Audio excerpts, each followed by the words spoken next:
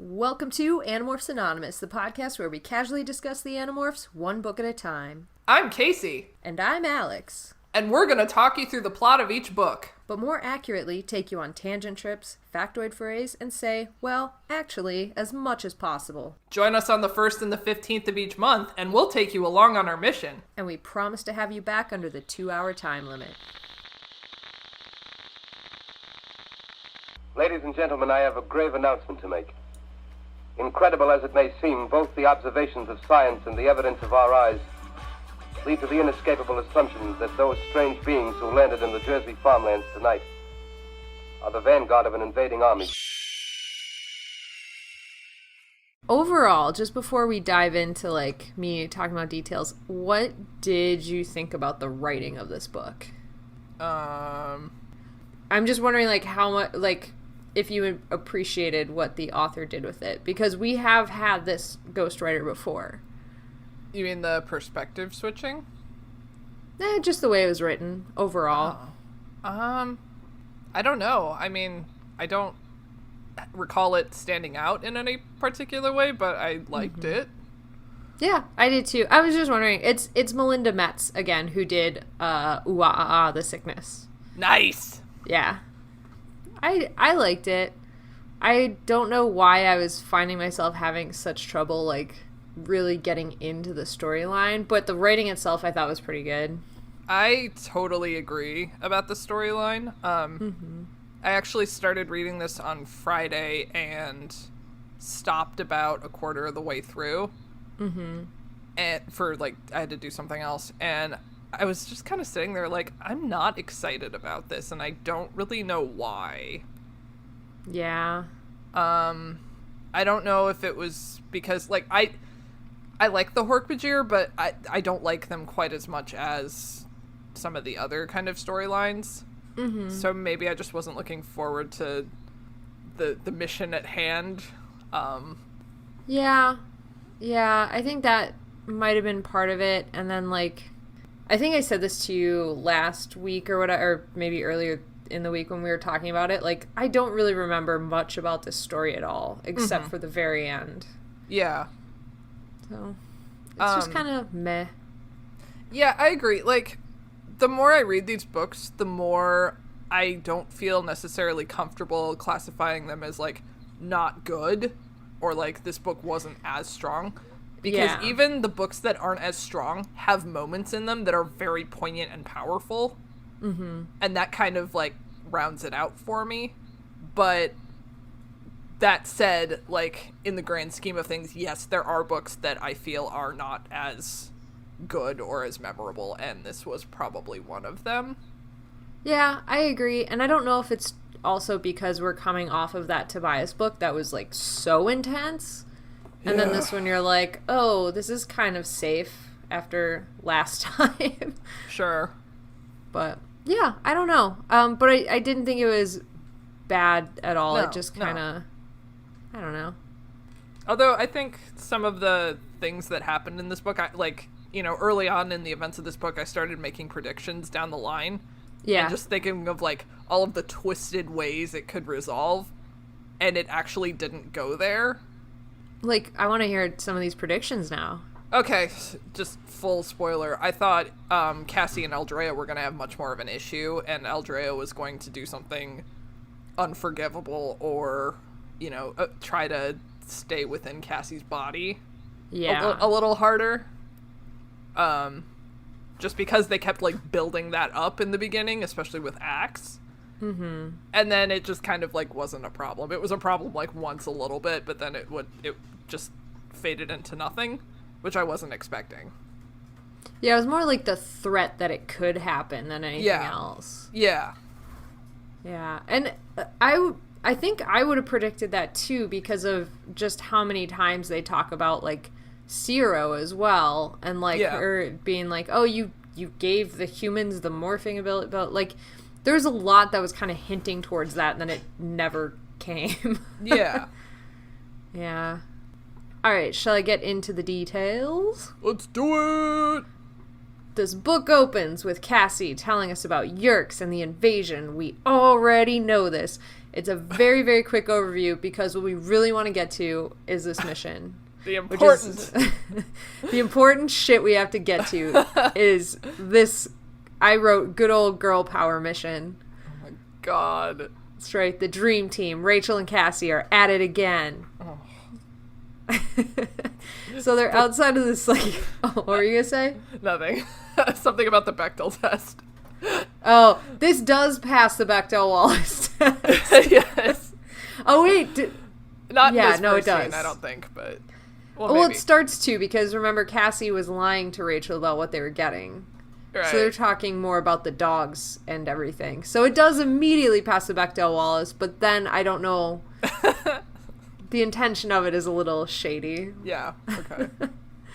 So anyways, they're outside this house with, like, one light on in the upper left-hand corner of the house.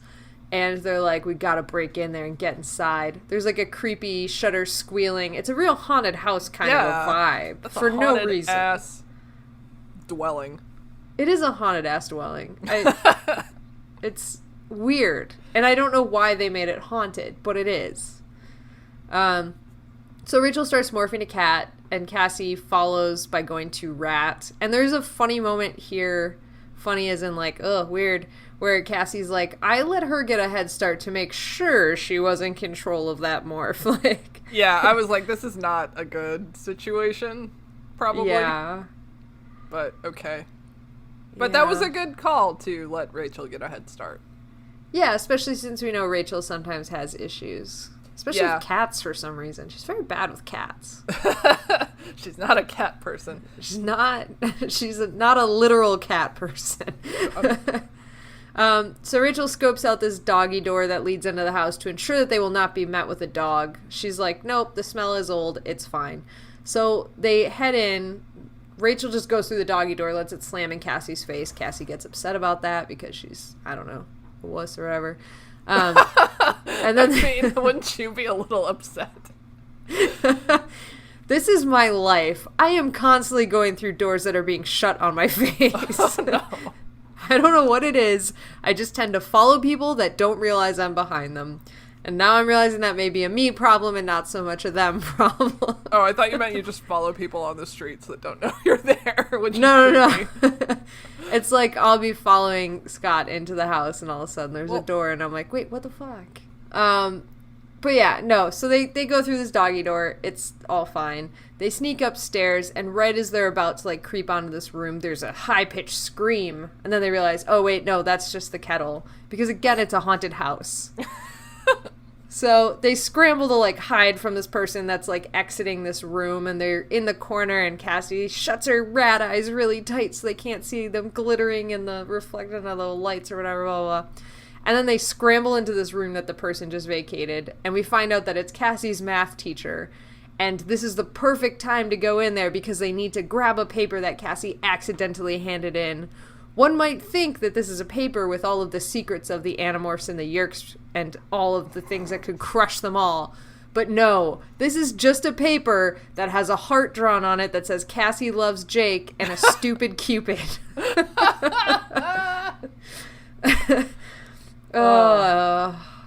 It's so bad.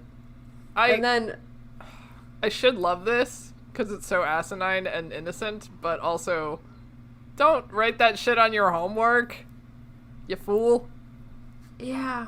And also, like, I don't know if it was a spare piece of paper or her homework, but if it's legitimately her homework, then what are you going to do when your teacher doesn't have it? Like, just take the failing grade? Yeah. Like, no one cares if your teacher knows you love Jake. Yeah, everyone knows it, Cassie. Yeah, come on. You're the last one to realize it. Yeah, my last note here is Rachel doesn't at all say anything to Cassie about it for sure. And that's a lie, 'cause she definitely does say a bunch of shit to Cassie about it. It's awesome.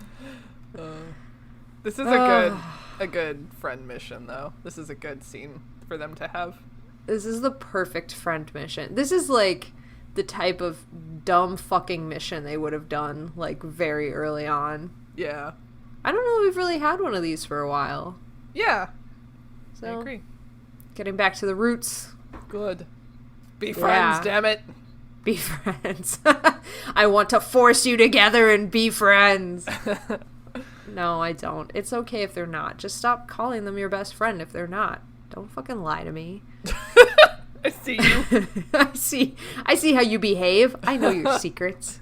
Your actions don't uphold your words. I don't believe anything you just said to me. Wow. Anyway, so Cassie is flying home as an owl. She's clutching the paper in her talons. She's like, I can't fathom how I handed this in, and oh my god, and then she starts contemplating young love and Jake and blah, blah, blah. This is all interrupted when she notices behind the barn, as she's approaching it, a long shadow of a hork-bajir stalking around.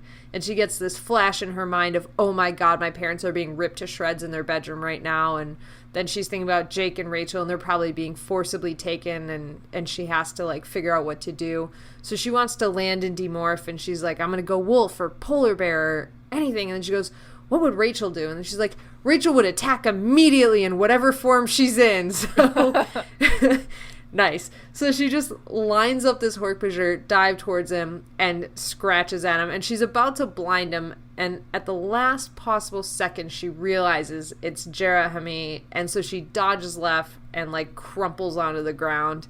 And then she's like, nice day for a walk, I guess. And Jared doesn't, like, get sarcasm. So he's just like, Toby sent me to get the Animorphs. And Cassie's like, why are you here, though? Like, for what reason? And he's like, oh, because aliens have come to the valley. And Cassie's like, oh my god, the Yerks have found the free hork-bajir, blah, blah, blah. Like, she has a million of these scenarios running through her head. And then Jera is totally calm and answers like, no, the Arn have come. And then Cassie's like, oh yeah, the Arn made the hork-bajir. So, that's that conversation.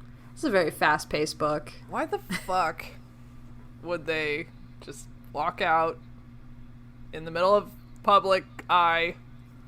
You silly hork-bajir. What were you thinking? I have no idea. And she says something like, why are you so far away from the valley? You're not supposed to leave. And he's like, well, Toby told me to do it. So I guess we just do whatever the kids say now. Yeah, I take orders from my daughter. Ugh. I mean, it's not the worst person to take orders from. I kind of feel like they should set up like a chi to go check on them like once a week, or I don't know. Like a telephone line. Yeah. I'm sure the chi could mock something up, like in an emergency. Here's like the bat phone or whatever. The bat signal. Yeah, like something that like in an emergency they could use. Yeah. He's very lucky he wasn't spotted. Whatever. He is lucky he wasn't spotted. And I know Cassie's house is the most hidden out of all of them, and he could travel through the forest and all that jazz, but it's still a risk that they didn't need to take, necessarily. Yeah. Wait, has he been there before? Does he know where it is? The barn?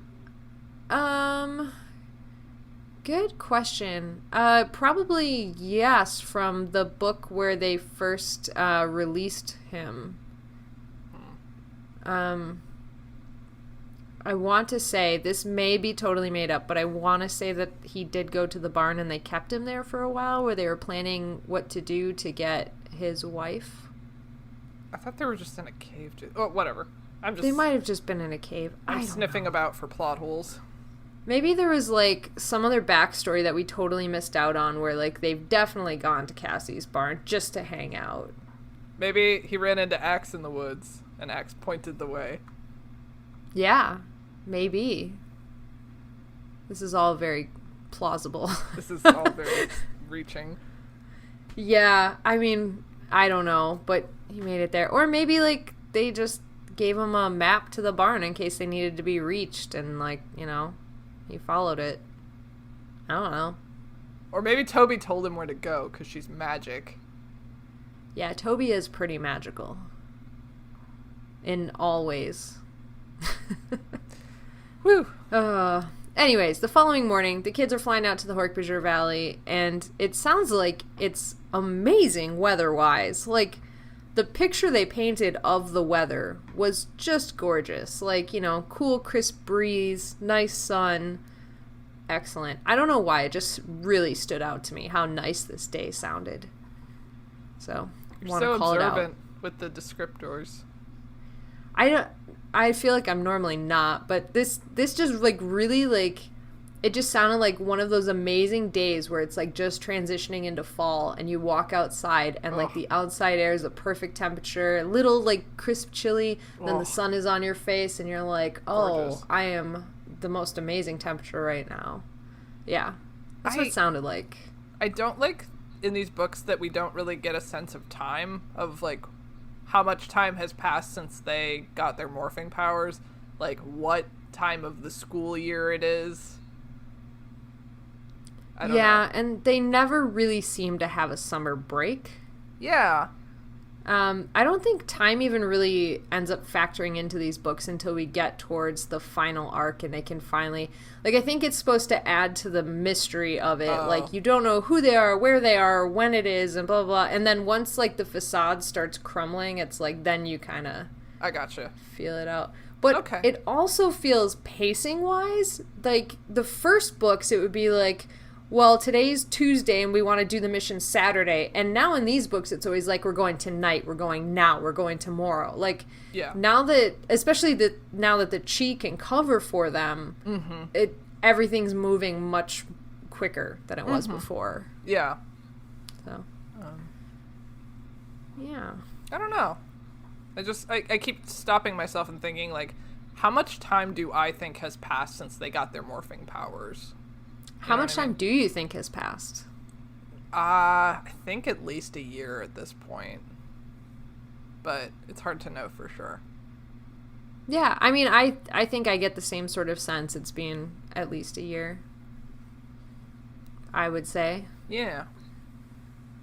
But we'll never know. We will never find out. Yeah, so anyways, it's a perfect day. They're flying out to the hork-bajir Valley. Finally, they land in the hork-bajir Valley where they meet up with Toby, who tells them, we need your help. And Jake tries to say, like, you don't need our help. And Toby's like, no, I really think that whatever this Arn wants, we definitely at least need Axe to weigh in on this. So Toby leads them over to the Arn, and they all marvel at his exceptional weirdness and colors and morphology and all that crazy shit. And the Arn, in return, tells them, you are biologically unremarkable. Thanks, bastard. Pretty much. And Rachel's like, yeah, okay, thanks. Why don't you just get to the point? And then the Arn introduces himself and says he is the last of his species.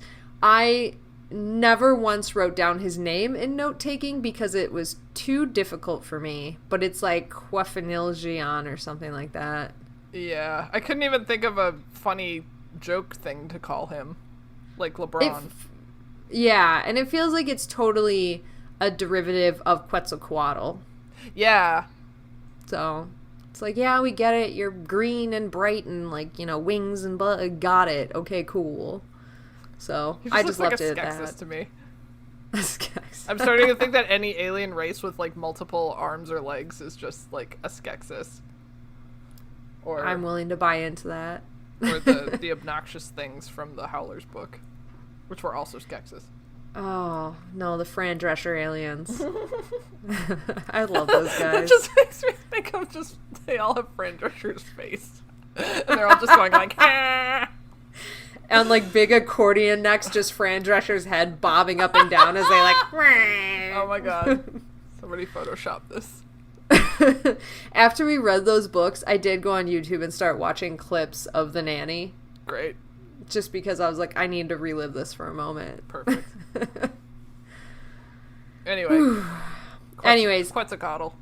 Dude. Quetzalcoatl, Quafanjillian. I think that was pretty good. That's probably his name. He's there, and he's here to give the hork-bajir a second chance on their homeworld. He says he has exactly 412 days left to live, and that's a biological fact. And then there's, you know, I guess it's cute. There's some debate amongst the Animorphs, like, well, what the fuck does he mean, and why is this happening? And Toby is like, we have to, like, you know, support the hork-bajir homeworld, blah, blah, blah. And Tobias ends up being the most protective one of the hork-bajirs since he's the closest to them. So he's like, no, what do you really, like, what is your fucking intention for real with these hork-bajir? And after a lot of arguments and questions back and forth, they find out from the Arn that what he wants to do is collect the DNA from the free hork-bajir and establish a colony on the hork-bajir homeworld. And Jake is, like, being very strategic about this. He's like, that would be great because that would take some of the heat off of us on Earth, and some of the forces of the Yeerks would have to go there to fight. And Cassie's like, Jake, this isn't your decision. This is the hork-bajir's decision. We're only here to advise. And Jake does have the decency to look slightly ashamed. Ha! Yeah, finally. Listen to your wife. So that's when the Arn's like, also, there's another part of this plan. And the Animorphs are like, oh, what the fuck now? And he's like, we have a technology that basically takes the essence of somebody, their brainwaves, their memories, their very beings, and we put it in a little vial, and it can live within another host for a period of time, essentially bringing them back from the dead. And they have the essence of Aldrea. Whee! Da, da, da, da. Yeah, so that's fun. And they're like, if we can find a receptive host, somebody of similar mind and spirit, they can find out where all of the weapons that she and Dax stole from the Yeerks and hid are. So finding these weapons would allow the hork-bajir colony they are establishing on the homeworld to be armed and to fight, and that, of course, means taking some heat off of Earth, and that would be awesome, and everybody's in agreement. The hork-bajir, because they're like, yes, this is our home world, and we want to reestablish it, and the Animorphs, because of the whole war front thing. And they're like, we need somebody strong and fierce and independent like Aldrea, and Rachel's like, I'll do it, but then has, like, the amount of shame she appropriately needs and does say it in, like, a self-mocking way. So I appreciated that. Yes. And Marco this whole time is like, oh no, where will we find someone strong and fierce and independent? And then Rachel says it and he's like, So Toby also volunteers, and she's like, I don't believe my body is worthy, but I would like to put myself forth as a host. Axe now brings the fucking real shit to here, and he's like, so what if Aldrea decides she doesn't want to leave the host? How do we force her out? And the Arn says nothing to answer his question, but he does say Aldrea must decide to leave. So they figure it all out. This isn't good. No. But Toby's like, I trust my great-grandmother with my freedom, and Rachel's like, well, I'm still in. And they're like, yeah, of course you fucking are. Even Cassie's like, she wouldn't be Rachel if she wasn't in. So, just coming off of Rachel's last book, where she kind of had that split personality made real, I didn't really find it interesting that she volunteered, because it's Rachel, of course she volunteered, but I just wonder how she felt, really, in that moment. Yeah, I agree with that, and it seems like sometimes she's putting on a front to be more like mean Rachel than anything else. Yeah. Not like not that she aspires to be mean Rachel, but... Yeah, but she's mentioned before she has to appear brave, because that's her thing, and... Yeah. Yeah, it's for the team. Exactly. So, it's interesting. Yeah, it is weird seeing some of the things she does after that book. Yeah. Yeah. But yes. So, after this weird moment where Axe is like, how do we get her out of the host body if need be? Toby kind of gets pissed at Axe, and she's like, you shouldn't be worried about my great-grandmother relinquishing control. You're just being a racist. And, like, that's what she kind of implies. Mean, it's kind of true, though. It is kind of true, though. But also, Axe replies he's just asking a logical question. And is it racist? Like, okay, I don't know how to feel, because I respect Aldrea being a hork-bajir. That is what she is. Yeah. But she has that Andalite intelligence that she still uses, and that is still her mind, and Axe kind of does know that. Yeah. So, I don't know. Yeah. And also, they are talking, it's not like somebody is talking about, like, oh, this person over there, you can't trust them. It's sort of like, when they take over the body of my friend, how do we stop that? So, I don't know. There's layers to this. But yeah, Axe is kind of being a little testy towards hork-bajir here. And Toby goes, I don't mean to sound suspicious. And everybody's like, she totally does not sound like she means that comment at all. Like, she definitely wants to sound suspicious.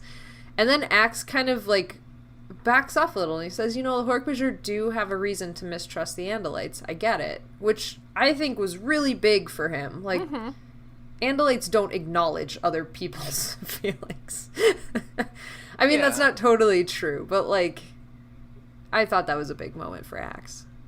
Yeah. Yeah. So they start this process of getting a host body, and the Arn pulls out this green vial that looks like toxic waste, and then he starts this weird foot stamping ceremony where he's calling the essence of Aldrea and chanting blah blah blah. And Cassie says as soon as he opens the vial, she started feeling a little odd. Like, it starts with like a burning in her nose, and then he like puts something into the vial and it starts pulsing, and she said her heartbeat started pulsing with the vial. I wonder what's going to happen. Yeah, it very quickly we know this is what's going to happen, but Cassie has not caught up to us yet. And then the Arden adds something to the mixture that turns it scarlet, and it reflects really oddly on Rachel and Toby. Like, Rachel's skin goes like really intense red and Toby turns like black. And I loved that description. yeah, it was like a very cool like witch cauldron kind of a thing. Yeah, I like that a lot. And that's about the time when Cassie stumbles forward, and the Arn like quickly switches from like who he's looking at and comes over to Cassie, and he puts his hand on Cassie's head and he goes, Aldrea has chosen a host. And Cassie's like, there's no way it could be me. Still, Cassie's like, no, it's not me. And then the Arn asks if she will accept Aldrea, and Cassie says yes. At the same time, Jake yells, no! You are the dragon warrior. Oh no. Anyway. Chosen one! I'm coming. Yeah. Cassie at first feels nothing, and then she started to say, like, oh no, it didn't work, but she's interrupted because she feels a presence. And at first she's like, it's like someone was standing behind me or beside me, but if I turned my head, I couldn't see anyone. But if she felt, like, in her mind, she could feel this really intense wall in her head. And she could kind of sense on the other side that there was something or someone, but she couldn't get through at first.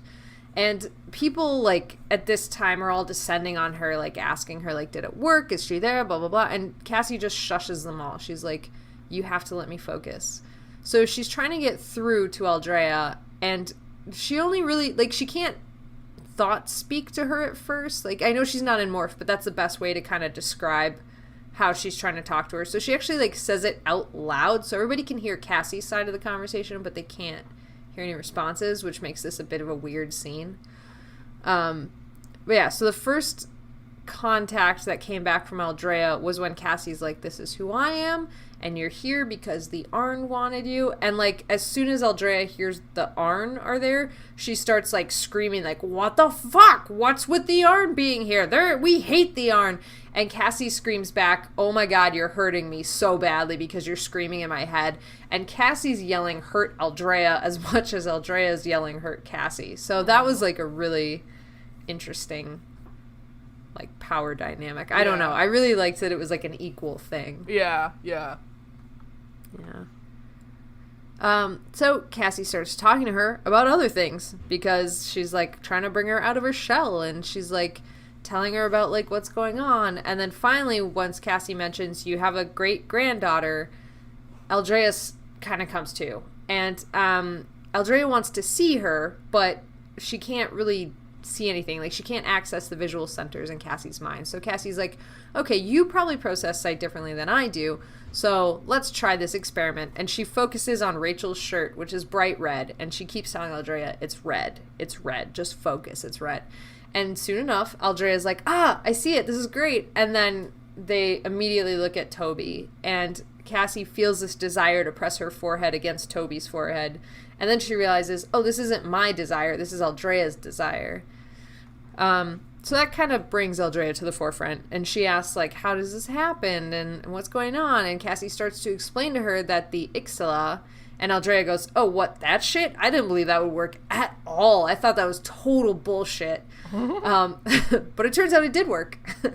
And then once she puts together, like, what that means, like, the fact that it's not her as a person, it's her essence, and she's here in this weird land in another host body, Aldrea immediately gets, like, oh no, like, I could, like, you know, I'm probably dead, and that means so-and-so's dead. I'm looking at my great-granddaughter, probably some time has passed, and blah, blah, blah. It sends Aldrea spinning out of control, because she's like, oh my god, what the fuck, my world is totally different. So we switch to Aldrea's perspective, and Aldrea's trying to figure out, like, what's happening to her. She's like, I didn't think that there was any way this would work, but here I am. And then she starts talking about Dax Ixla, and she manages to get that out. Like, there's a weird conversation thing that happens where she's, like, going through Cassie right now, so there's kind of a game of telephone going on. So they ask about Dax Ixla, and the Arn replies it was destroyed when the lab was. And Aldrea, this just adds to her sense of loss. And yet, she has hope, because her great-granddaughter is here. So when Toby is replying to some of the stuff that's going on, Aldrea realizes, like, oh, she's different. And so Aldrea goes, ask Toby if she's different. And of course, Toby's like, yes, I am a seer. And then Aldrea, like, ends this chapter by saying, like, I have hope now. I hope to see Toby's child one day. And, like, that's the first flavor that you get that Aldrea may not be willing to leave. Yeah. Oh. Yeah. What were you thinking after this whole start of this double person thing? Apprehensive. Yeah. Because I was starting to recall Aldrea's personality from Hork-bajir Chronicles. Mm-hmm. And how, like, frickin', like, Slytherin she was. Just kind of, like, willing to do whatever it takes and willing to, like, manipulate and everything. And I was like, oh, this is gonna be really interesting with Cassie, because Cassie's really good at kind of sensing that. And Cassie's already on alert because of what Axe said. So this is gonna shake out to be very peculiar.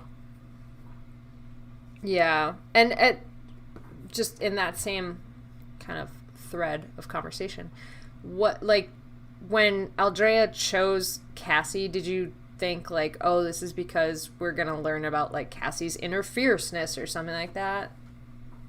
What did I write down? That's sort of, like, that was kind of like where I started to go with that, because I was like, oh, so we're gonna as I said, I didn't remember a lot of it until, like, the very end of the book I remembered. Yeah. And I was like, oh, we're gonna spend a lot of this time exploring how fierce and strong Cassie actually is, and that'll be cool. But that's not what happened. Yeah, that's true. I mean, I kind of thought it was just for, like, plot convenience sake, because it's like, oh, Cassie's good at, like, talking people down, and Cassie's already had that experience with Yerk's name from before. Oh, nope, that's Fizzer 3. Yeah. I almost did that too. That's why I was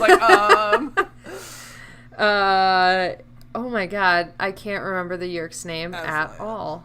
That's the lion. No. Anyway, the Yerk from before. Yeah, the good Yerk. The one that we'll remember partway through another sentence later in this book. Who is now a whale, which is awesome. Who is now a whale, Lucky yeah. Bitch. She's... Anyway. Sorry, that was very aggressive. I appreciated it. I want to be a whale. Yeah, I would like to be a whale as well. And that's my take on this. But yeah, going back to that, I thought this was kind of like a meta continuation of, like, Cassie sharing experiences with other alien species, sort of. Yeah. Not necessarily. I wasn't necessarily thinking, like, what this would mean within the confines of the book yet. But yeah, that's what I was thinking. Yeah, she does always have the alien species, like, shared body thing. Yeah! And Rachel always has the weird morph thing, so... Yeah, there's, like, a trend happening. There is. And the boys just get utterly destroyed. Yeah, mentally emotionally. and emotionally. For sure. Oh, man. Yikes. Well, it'll be fine. Yeah. So the Arn starts talking plans to take Cassie Aldrea back to the hork-bajir homeworld, and the Animorphs protest, mostly Tobias, and, like, Tobias has this really good line here where the Arn says something like, oh, we're going to take her back, and, like, and including the host body, and then he's like, wait, why won't you guys let me take her? And Tobias is like, well, mostly because you called her a host body. Like, oh, I loved it. I loved it. It was really good. So I appreciated that. And then Aldrea tells Cassie at this point that she does not know where the weapons are because obviously they were hidden after the Ixtala was taken. And Cassie does start repeating this response to the Arn, but Aldrea cuts it off and says, well, it doesn't matter whether or not I know where the weapons are because I'm not going to help you guys anyways. And then this is when Aldrea goes, can I try to take over the vocal abilities? And Cassie agrees. And at first, when Aldrea tries to speak, it comes out as, like, a pig noise, as Cassie describes it. And then it just comes out with, like, these really stunted words that sound like a kid trying to read a word that they're unfamiliar with. And then finally, Aldrea starts to, like, slowly speak and be able to put things together. And she tells the Arn, basically, fuck off. She's not going to do anything for him. Because this will only end with hork-bajir killing other hork-bajir. Mm-hmm. And the Arn are only in it to save themselves because they're shady as fuck.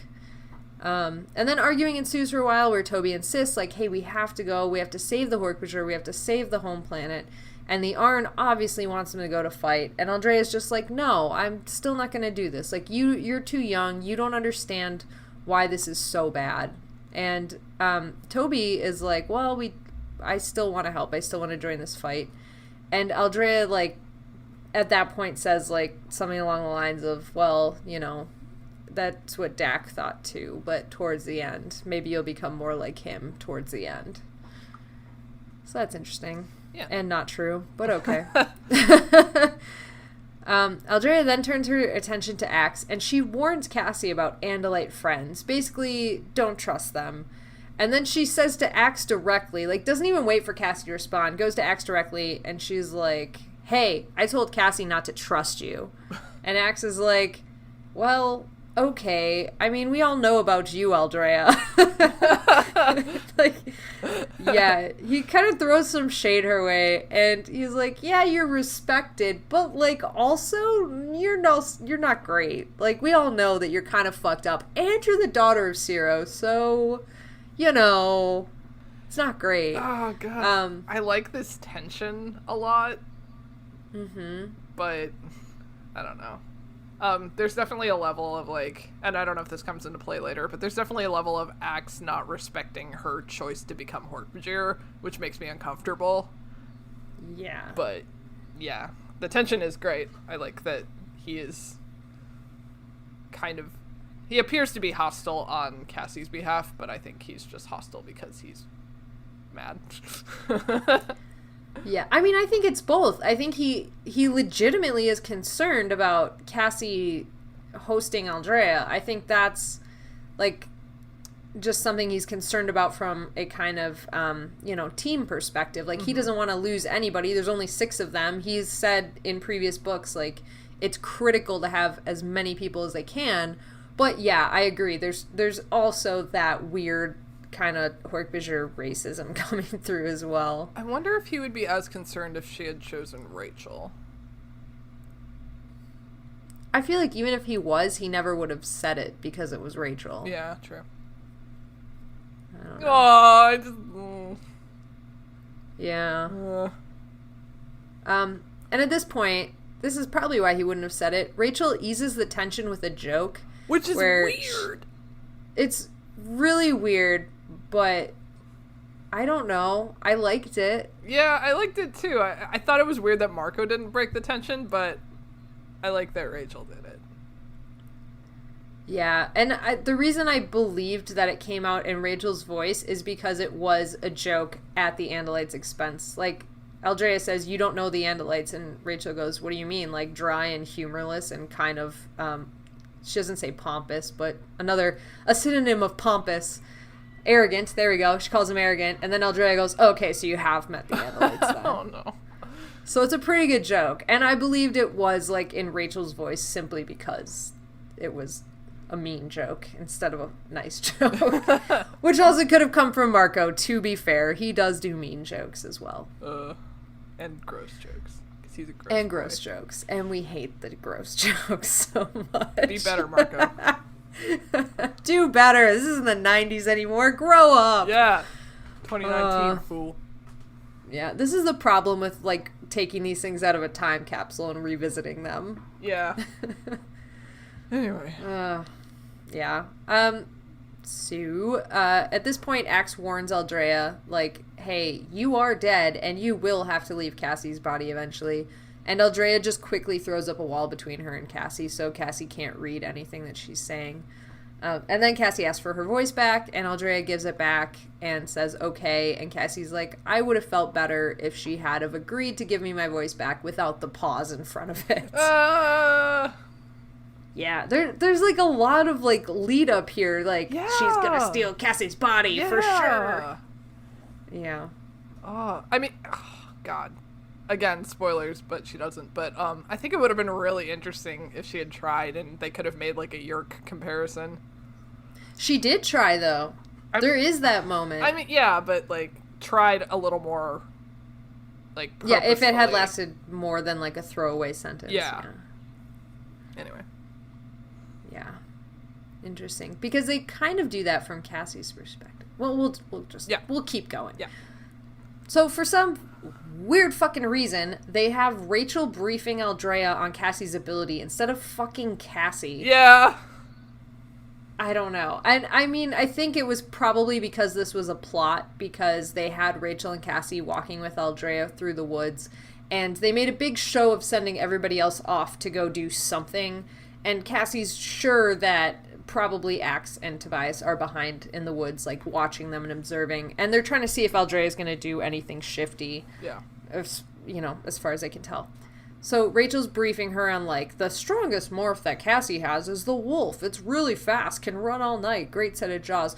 But, it's nothing like my grizzly bear or African elephant. And this eventually just spirals into, like, so why didn't you choose me? I fucking love this. Oh, my God. Oh, God, Rachel. So not subtle. I loved it. Yeah, so I just happen to have, like, an African elephant that weighs, like, 14,000 pounds. I have this really awesome grizzly bear. Why the fuck didn't you choose me? Yeah. I love Rachel. And then Aldrea's like, why would I have chosen you? Like, she just totally, like, why is she so worthy? God. But I don't think Rachel ever gets her answer, because Cassie and Aldrea then decide, like, to try and share the body functionality of communication. So Aldrea and Cassie both start talking, I guess to answer Rachel, but it just comes out as this, like, bleh, like, because no one can control the mouth at one time. It's great. It goes terribly wrong. They decide to try a morph after this, like, after they kind of figure out the speech thing a little. And so Cassie's, like, explaining to Aldrea how to morph, and Aldrea's like, excuse you. I have had the morphing technology for the longest out of almost anyone, so what the fuck? And then Cassie's like, well, I've probably morphed way more than you, but whatever. I'm probably better at it. I'm probably better at it, because I'm an Estreme. You can't fuck with me. Doesn't matter. Aldrea starts to go to Wolf. Cassie subconsciously blocks her and starts fighting her on this morph. And then Aldrea calls her out, and Cassie's like, okay, I'll do my best not to be a backseat person. So Aldrea's morphing to Wolf. She makes it there, and then she just starts running through the woods. Rachel apparently made it to Wolf as well and is following. But Cassie's concerned because it looks like Aldrea is going to careen headfirst into a tree, and so Cassie tries to, like, fight her for control, and she is having problems taking over Aldrea controlling the morph. And then they get into a little bit of a power struggle where Aldrea's like, well, why did you do that? And Cassie's like, well, you're going to crash into a tree. And Aldrea's like, unlikely. This morph's reflexes are great. And Cassie tries to go like, okay, yeah, probably when I was doing it, like, I was probably almost running into trees too, but I felt confident, so it was different, blah, blah, blah. And this is the first time that Cassie wonders if she was chosen because she was an easy victim. Because she was trying to take control over the body, and she couldn't even get the wolf's tail to do anything more than twitch. Yeah. So, that was dark. Yeah. And then we cut to the best chapter in the book. It is, Second best chapter. Oh my god. So good. It's nothing. It's a joke chapter, but I love it so much. It is. It's a total throwaway chapter, but it's so fucking good. So the kids they're meeting in the barn, as always. And Cassie is mostly sitting back and explaining to Aldrea, like, what the fuck is happening between the rest of the kids. Because Marco is harassing Eric. And he's like, listen, the chi that plays me, you have got to get him to ask out this girl Holly on a date. You know, the new girl, super hot, blah, blah, great. He's like, and if I'm not back in time for the date that this chi is asking her out on, you need to make sure she has a really fun time. Like, really fun. And Eric's like, yeah, sure, the chi that plays you has a full-time job running a restaurant, but I'm sure he'll make a lot of time for your love life. And Marco's like, awesome, sounds good. I'm glad we have a priority straight here. Oh my god. It was so good. Then Rachel's like, oh, while we're making requests, I also would like my chi alter ego to be meaner to my sisters because they're starting to expect me to be nice, and I don't want that.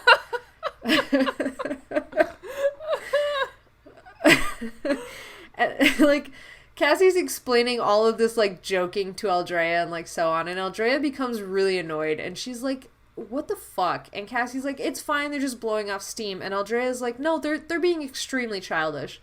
And Cassie goes, you know, we aren't much younger than you and Dak were when you started fighting the Yeerks. And Aldrea gets super pissy about this. Aldrea, we're all dead inside, just let us have this. Yeah, really. Just let them have this. And the fact that Aldrea is a parent at this point. I don't know if she's already said that. Probably. She talks about being a mother all the time. She's a parent at the point that her Ixala was taken. So the fact that she can't look at these kids and say, like, yeah, they're being childish because they're fucking children is a little distressing to me. Oh my god. Whatever. And then Cassie gets concerned and asks a stray question. She's like, so Eric, what if we die?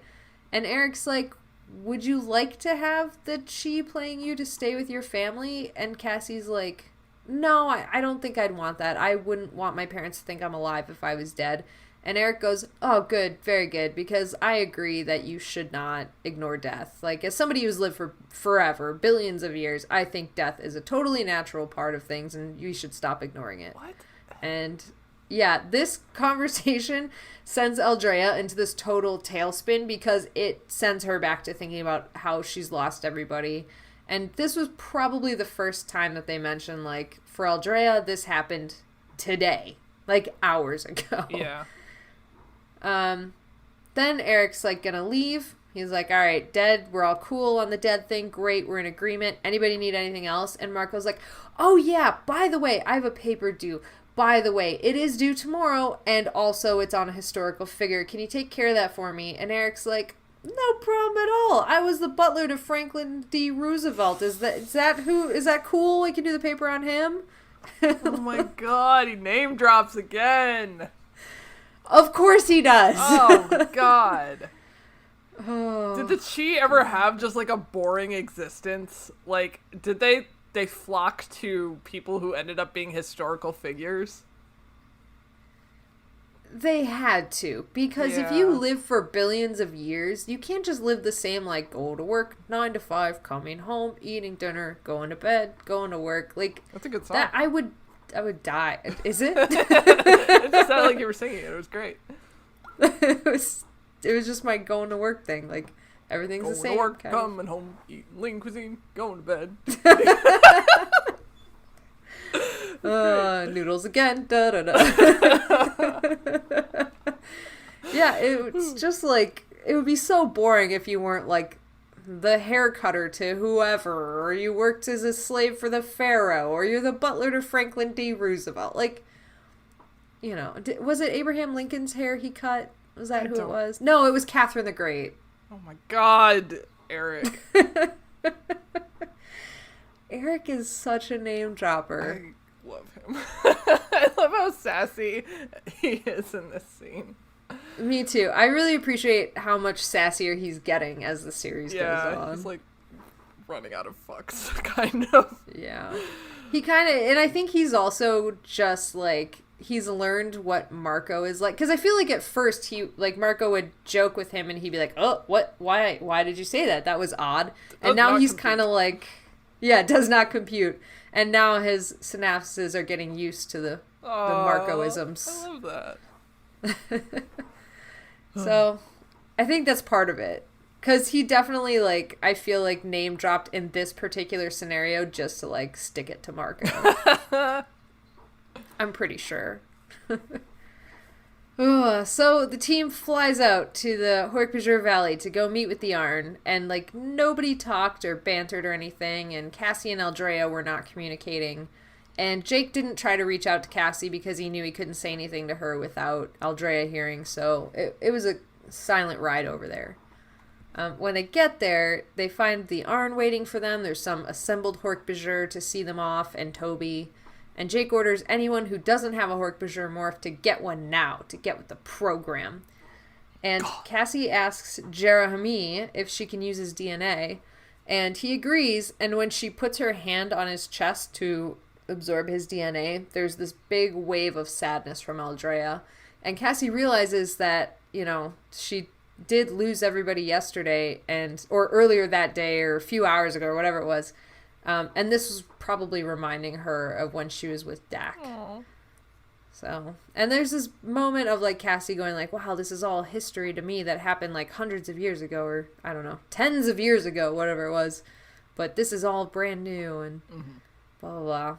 We transition into the Arn giving a short speech to the hork-bajir about how he's going to save their planet and, you know, honor them and blah, blah, blah. And the hork-bajir don't really get what he's saying, but they kind of get the feeling of it. So they all start thumping their chests, yelling, free or die. And Cassie or Aldrea, we don't know who it was, they also joined in and, like, thumped their chest and started saying free or die. And in this moment, Cassie goes, my feelings were identical to Aldrea's. So that's why they didn't know who it was. They just kind of got caught up in this moment. Aww. Yeah, that was sweet.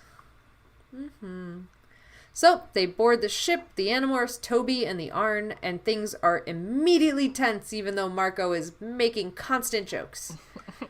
And the first one is like, oh, sweet, there's a hot tub in here. Who wants to join me? Ladies. And the Arn looks over. Ladies, who wants to jump on in?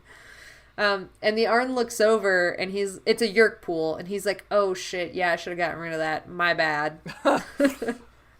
He's like, but I assure you it's empty, which isn't really that reassuring. I don't know.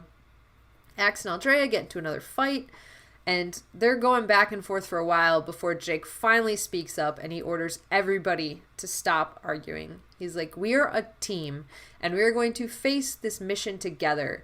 And Aldrea scoffs at him, and she's like, what, you think I'm going to take orders from you? And Jake is very serious, and he replies, yes, I do think you will take orders from me. And Aldrea's shocked by that, and she falls silent.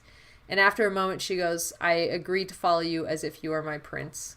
And there are varying reactions to this, because not a lot of people believe her fully, but they don't say anything more about it. They just start their crazy journey towards the hork-bajir planet. We cut to a night where everybody is asleep. The ship atmosphere or whatever has changed to sleep mode.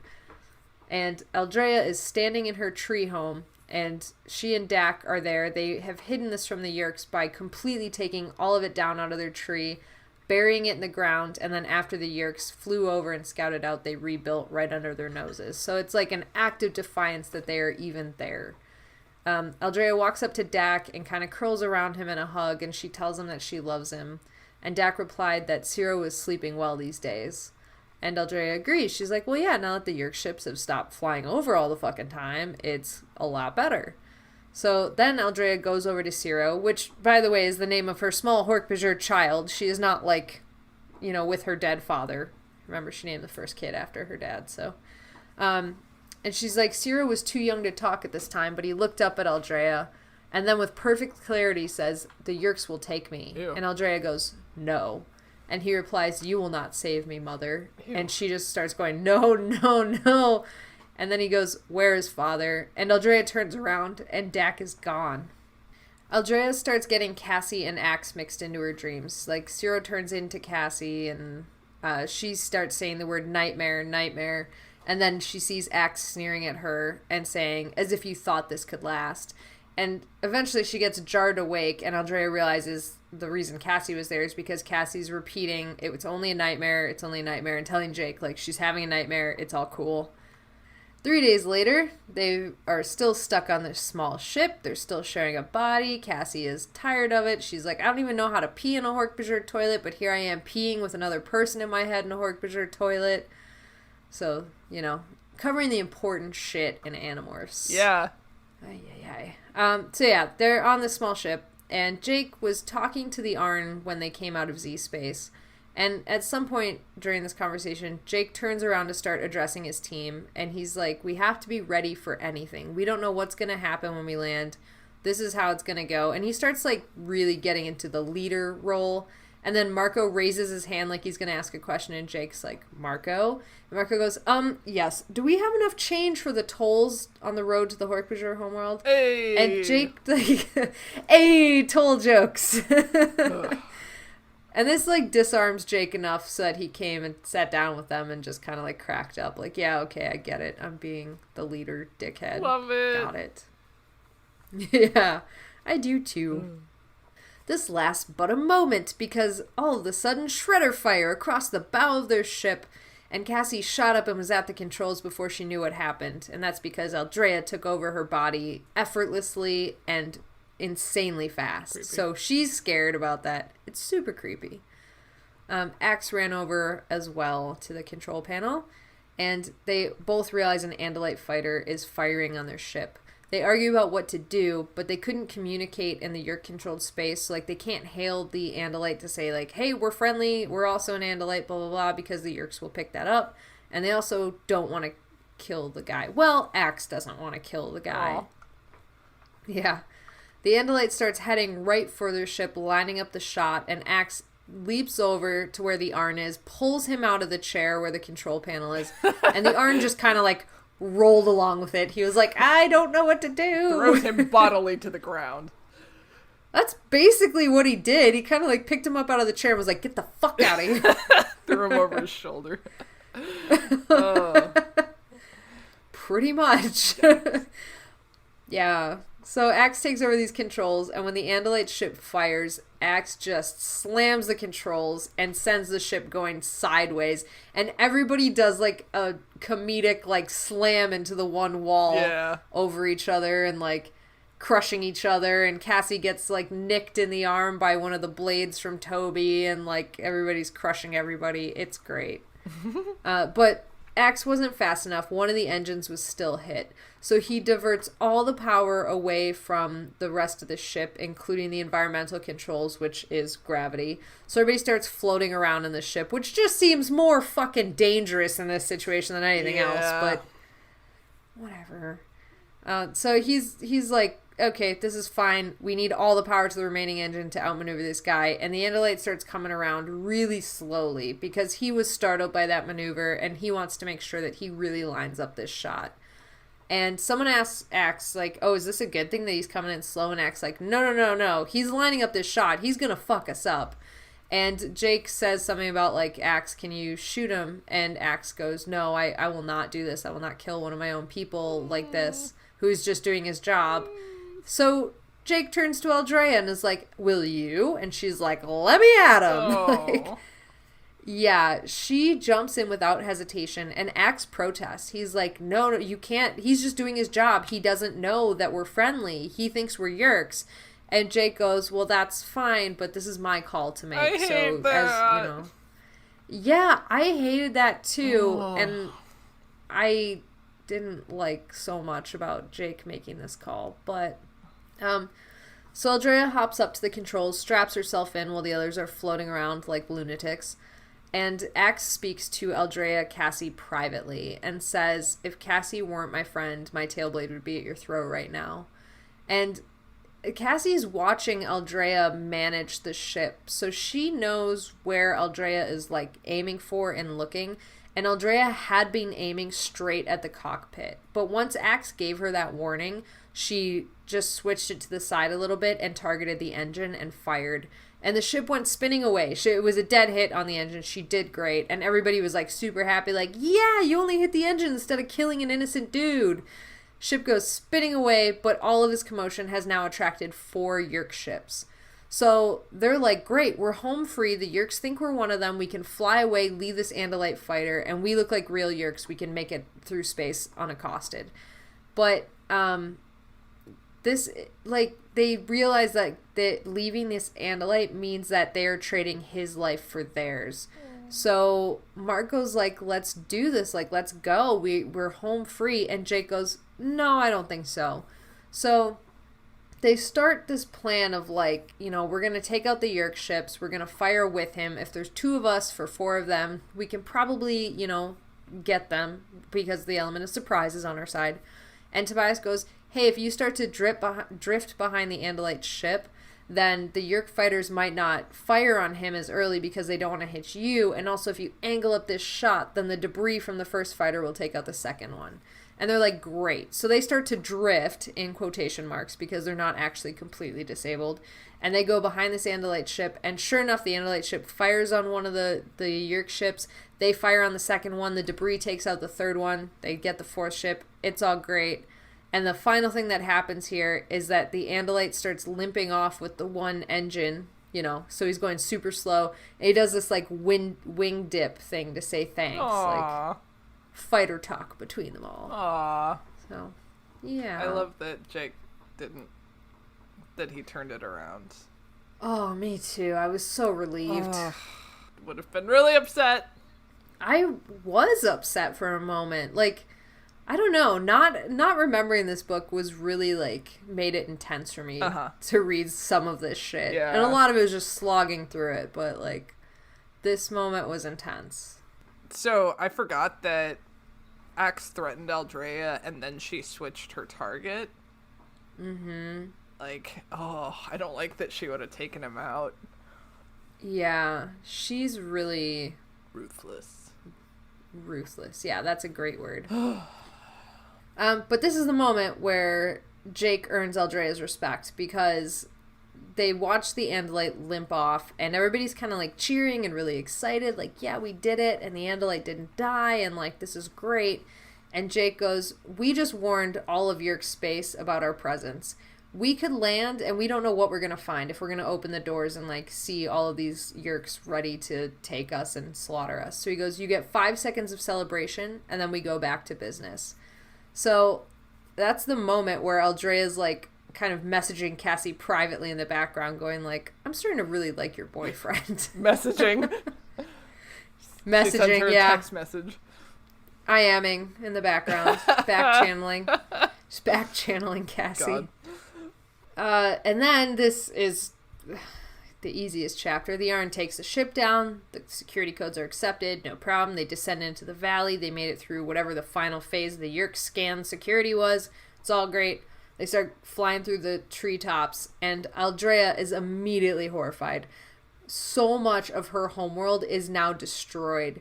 And they're saying, like, you gotta remember, it's been a lot of time since you've died. Like, things will have changed. But for Aldrea, of course, it all happened in the blink of an eye. Like, she was swinging through here yesterday, and all of these trees were, like, present and unscarred and all that sort of stuff. And she's just horrified at the destruction. And then Cassie kind of, like, starts feeling weird, too, because she's feeling Aldrea reeling, and, like, Cassie is, like, trying to... like, not feed into it, but Cassie's, like, reading all of it. So Aldrea's like, oh, God, I shouldn't have told her all of this emotional shit. So she closes herself off again. cut back to Cassie's perspective. She feels the ship touch down gently, and she starts putting herself in Aldrea's shoes, like, hey, if I landed on Earth and found it destroyed, how would I feel? That doesn't last long because the Arn opens the hatch and they all, like, kind of go out and start exploring the hork-bajir homeworld. They notice it's, like, super bright compared to Earth, and, like, the sky is, like, literally glowing. It's fucking nuts. And then the Arn leads them to the edge of a cliff where they're like, what do you think we're gonna do? Fly down? Which, by the way, is entirely possible for everybody but Toby. So, I don't get what the offense was here. Yeah, jeez. But, you know, whatever. And then the Arn's like, no, it's cool, there's stairs. So they start going down this crazy steep set of stairs with no railing. And on the way down, they see this, like, roiling orange-yellow liquid at the bottom of the canyon. And somebody's like, what the fuck is that? And the Arn's like, that's the core of our planet. And I think it was Rachel that was, like, slightly concerned about, like, oh, God, we can see the core of the planet. And Axe is like, no, it's totally fine. You do not have to worry about burning up in the magma because you would be dead long before you hit the magma. Thanks. Thank you. Thanks, Axe. Thanks for being really reassuring. Oh, such a friend. Ugh. Such a good boy. And, like, Cassie even mentions here, she's like, I think sometimes he hangs out with Marco too much, and he's picked up his twisted sense of humor. Oh, no. Oh, God. Corrupting my boy. Yeah. Yeah, they go on this miles-long journey, I assume, down these crazy steps with no railings, and then finally they reach the lab. So we start jumping in time a little bit here. It's a little weird, but they decide the time is now. They're standing in the lab. They're like, okay, Aldrea, lead us to the weapon stash. And Aldrea starts thinking about, like, where it could possibly be hidden. But Cassie's sensing her insecurity, and she tries to tell the others, which, by the way, they've already discussed this. Like, Cassie already knows that Aldrea doesn't know where the weapons are. It was mentioned, like, very early on in their body sharing thing. So I don't know if, like, Cassie forgot because of, like, the sort of insanity of, like, hosting a new person in her body or what. But I thought Aldrea had, like, in Aldrea's inner dialogue, she had mentioned she didn't know where the weapons were, but there was no actual direct communication with Cassie about it. Am I misremembering? That could have been. I don't know. You might be right, and I might be wrong here, because I thought I remembered it as Cassie started to tell them she didn't know, like, Aldrea didn't know where the weapons were hidden, but Aldrea interrupted her and said, it doesn't matter if I know where they are or not, because I'm not helping the Arn. And I thought that was a spoken thing, but it could have not been. Like, I could be misremembering this completely. I thought it was already mentioned, so I thought this was weird. But if that makes more sense if it wasn't, because this is, like, a really big moment in the book. So it probably makes more sense that it was in Aldrea's internal dialogue, which is hard to differentiate for me because all of the dialogue is internal. Basically. But yeah, that makes more sense. I'm going with what you said, that she did not say. I'm going to double check while you summarize. Okay, I'll keep going. Okay, good. So, Aldrea is... where am I? Oh, here we go. Okay, so Cassie can sense Aldrea's insecurity, and she realizes Aldrea doesn't know where the weapons are, and she tries to tell the others, but Aldrea keeps seizing control of her body and stopping her from talking. So, twice she cuts Cassie off when she's trying to say, Aldrea doesn't know anything, and Cassie rails against her and says, don't ever do that to me again. And Aldrea, sure enough, stands aside and lets Cassie tell them that Aldrea doesn't know where the weapons are. And Axe looks really triumphant in this moment. Jake has a very carefully held face. He doesn't look like anything. And Marco starts losing his shit, saying, like, we're here risking our lives, and there is a big difference risking your life for a maybe versus a definite. And Jake goes, it doesn't matter, we're doing this anyways, but Aldrea, you are going to be treated differently from here on out, because you are mad at the Andalites, you are mad at the Arn, and you are refusing to treat humans as your allies. And Rachel reminds her at this point that she is going to be put back in the bottle at the end of all of this. It was like this moment of, like, we're not going to treat you fairly anymore. We're not going to keep giving you the benefit of the doubt. Oh, and by the way, you also have to go back to being dead. So that was kind of rough. And then they just go ahead and start morphing hork-bajir because they have to go on this mission anyways. Except for Tobias, who's going to be the watchbird. Watchbird. Did you find it? There's a moment where Aldrea says, "Could I find the weapons I hid? Yes, most likely." But I don't think that's the place. And she, like, lies about it, but that's not what I was thinking it was. I don't know. Unclear. It is unclear. It's unclear. Yeah. Alright. Well, we'll just keep going and assume that it was... I would like to assume that it was internal dialogue, like what you read, and that this was the big moment, like the big reveal. Maybe. Because otherwise it's just like an inconsistency in the book, and I'd rather not have that. Yes. And since we can choose our own adventures here, let's do it. Yeah, this is our podcast. That's right. We can deny whatever we want. That's right. Unreliable narrators. I don't know what you're talking about. So they're all morphing to hork-bajir to go on this mission, and Cassie's the one that's controlling the morph, and she pulls out all of the fucking stops to impress Aldrea. She is controlling the sequence of the morphs. She does a super fucking cool thing where she morphs one blade at a time, so it's like literally coming out of here like shink, shink, shink, shink, and like so fucking cool. And Aldrea is also very impressed by this. It's not just me. Aldrea is like, this is the coolest shit I've ever seen. So she tells Cassie, she's like, this is the most amazing fucking thing I've ever seen. Also, I'm going to control the hork-bajir body to save time. Is that cool? Cassie's like, sure. And Aldrea takes off running for the trees. And it is not long before, like, the trunk of a giant tree comes up. And Aldrea just kind of launches at it and starts climbing and, like, getting crazy. And Aldrea is noting this whole time that Cassie is nervous about falling, but she's relatively comfortable in the trees. And there's this kind of, I don't want to say sweet, but almost like the two scientific minds of this, like Aldrea's scientific mind and Cassie's scientific mind kind of met and had this moment together where Aldrea's like, oh, that's right. You have 360-degree rotation of your shoulders and, like, you know, opposable thumbs and stuff. She's like, are you guys, were you evolved from tree dwellers? And Cassie's like, oh yeah, totally. You know, our ancestors used to be in trees all the time. They're like, cool, great, this is awesome.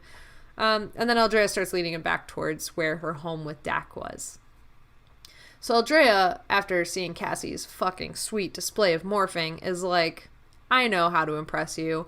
She starts just doing this mad dash through the trees and grabbing branches and, like, jumping. And at one point she grabs a branch that seems to be too small, and it's just, like, bowing down, down, down, down. She's falling. Cassie's freaking the fuck out.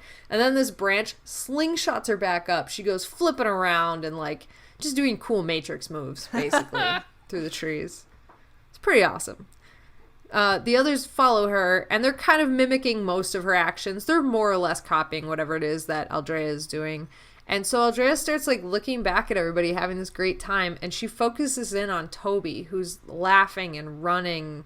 And Aldrea just out of nowhere goes, you know, she's all I have. And Cassie goes, well, no, you must have other family, you know, Andalite family or so on. And Aldrea goes, no, Toby is all that I have in this world. And everything else is oblivion. And that's when it hits Cassie, like, Aldrea is alive. She's a person in some sense of the word, and she exists now as her own self. And to make her go back into that tube and be stored as just the Ixala would essentially be killing somebody. And so Cassie just starts focusing on this moral quandary again of, can I basically kill somebody? Or can I take this away from them, this life that they have, as weird as it is? And while Cassie's lost in this moral quandary, Tobias then flies back in and says, hey, there's trouble ahead. Everybody keep your heads down. So Aldrea speeds up, not one to keep her head down, and leaves the others behind. She's desperately swinging from tree to tree, knowing that when she gets there, or at least optimistically knowing that she would find her husband and her son exactly how she'd left them. She'd find her home, her tree, and she is hoping against hope she will find them there, logically knowing she won't. She hits the edge of the clearing where her home was, and she realizes there should not be a clearing here. And so she stops and, like, looks at the devastation below her. The others catch up quickly, and they all look around this vast open space where there are trees just cut on the ground into this giant dam. And inside of this dam is the sludge that the yerk pools are made of. And Aldrea, with all of her knowledge of the yerk pools, and she mentions here that she did grow up, like, living on the yerk homeworld for a while with her dad. She's like, this has got to be the biggest yerk pool in all of existence. It's those giant fucking trees cut down and forced into a dam. So it's fucking crazy. Oh, man. Ugh. So this is, like, really intense and jarring when you're reading. Like, this is the part that I was talking about remembering. Starting here. Okay. So she calls Tobias over, and she's like, I can see this weird knot in one of the trees. Can you zoom in on this and, like, check it out, basically? Enhance. Well, she's like, I hear your eyes are better. And Tobias is like, my eyes are better than humans and hork-bajir. And, like, I love, he just has to brag about it, like, once per book, about how fucking awesome his morph is. I love him. Yes, he is very proud of his hawk eyes. I'm so glad he got stuck as a hawk and not as anything else, because he loves his hawk. He does. And I can't think of anything else that would be as good. Not one thing. Dog. But would it be as good as a hawk, No. though? Yeah. Like, I love dogs. I do. But I would rather be stuck as a hawk. Dog. Okay, you can be stuck as a dog. Okay. I'll be stuck as a hawk. We'll have a weird friendship thing that they can make movies of on Hallmark Channel. Yes. Okay, perfect. We've done it. We've created the next hit. Kill it. So Aldrea is like, check that knot in the tree. Tell me what it looks like. And she describes it to him, and she's like, oh yeah, this is basically hork-bajir graffiti. This is a love letter. And in the middle of this, like, graffiti branch love letter thing are the Andalite letters A and D. And Aldrea goes, yeah, the weapons will be in that tree. That's where we hid everything. And they accuse her of lying. They're like, no, you just want us to destroy this dam and cause chaos on the homeworld. And Aldrea doesn't deny it. Like, she just says nothing.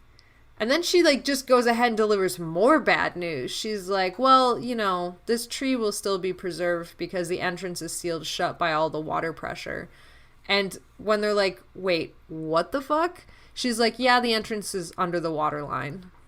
Cool. So they hatch the best plan. It's the best. It is the fucking best plan. It reminded me of the Megamorphs plan. The first Megamorphs. Mm-hmm. But it's so much more badass. Yes. It's amazing.